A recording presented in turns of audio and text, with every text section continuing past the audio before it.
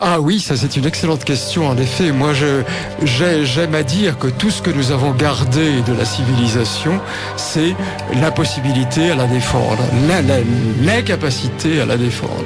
Toute la civilisation s'est effondrée, il ne reste rien de ces aspects les plus positifs, ni art, ni culture, ni littérature, ni art de vivre, ni manière, ni urbanité.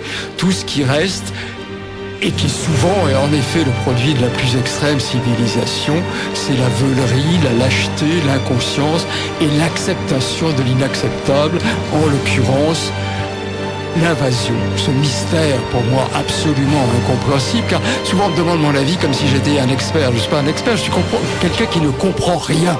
Je ne comprends rien à ce qui arrive. Je ne peux pas arriver à comprendre qu'un peuple qui a donné tant de son sang, qui a fait tant de sacrifices pour éviter par tous les moyens possibles, en sacrifiant sa vie, en sacrifiant sa fortune, en sacrifiant ses demeures, en sacrifiant sa famille, ses amours, pour éviter ça, la conquête, tout d'un coup, par un mystère pour moi incompréhensible, l'accepte béatement alors qu'elle est dans la forme la plus laide, la plus veuve, la plus hideuse, la plus visiblement hideuse.